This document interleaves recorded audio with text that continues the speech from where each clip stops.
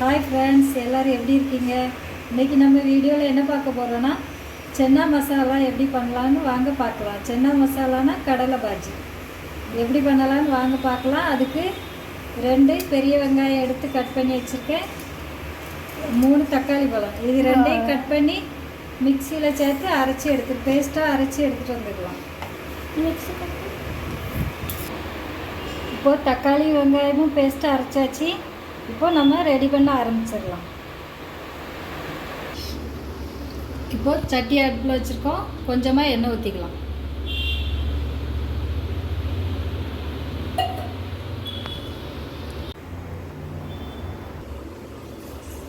எண்ணெய் சூடாயிடுச்சு. கொஞ்சமாக கடுகு சேர்த்துக்கலாம்.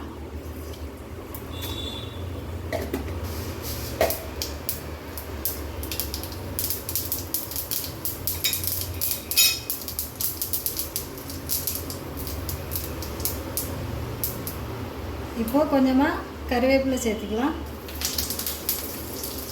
இப்போது நம்ம அரைச்சி வச்சுருக்க வெங்காயம் தக்காளி பேஸ்ட்டு சேர்த்துக்கலாம்.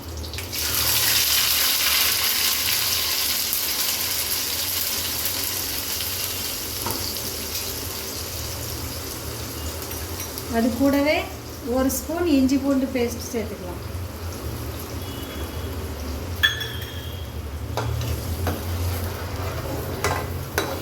இது எல்லாத்தையும் நல்லா பச்சை ஸ்மெல் போகிற அளவுக்கு வதக்கி விடுவோம் ஃபஸ்ட்டு. அதுக்கப்புறமா மசாலா சேர்த்துக்கலாம். இப்போ தக்காளி பேஸ்ட் நல்லா வதங்கிடுச்சு. கூட மஞ்சள் தூள், காரத்துக்கு தேவையான அளவு மிளகாத்தூள், கொஞ்சமாக கரம் மசாலா,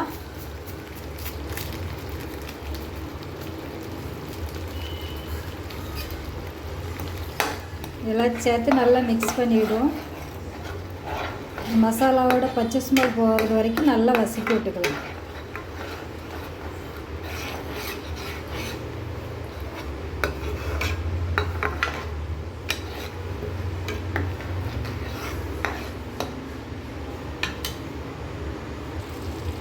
இப்போ மசாலாவோட பச்சை ஸ்மெல்லாம் போயிடுச்சு. இப்போ வேக வச்சு வச்சுருக்க கடலையை அது கூட சேர்த்துக்கலாம்.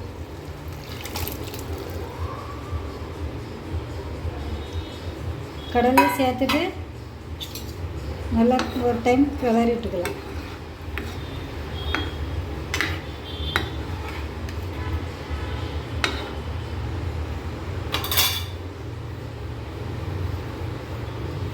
இது கூட கொஞ்சமாக தண்ணி சேர்த்துக்கிடுவோம்.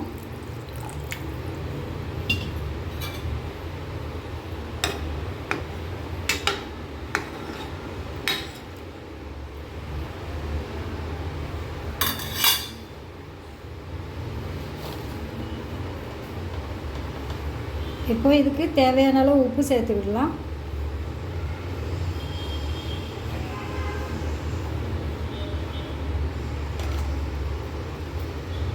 இது நல்லா கொதித்து வரட்டும். அதுக்கப்புறம் பார்த்து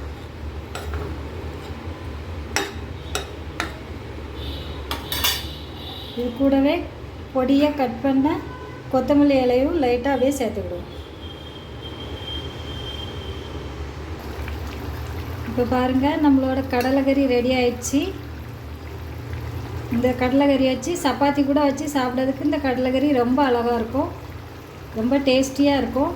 இதே மாதிரி நீங்களும் செய்து பாருங்கள். ரொம்ப சத்தானது.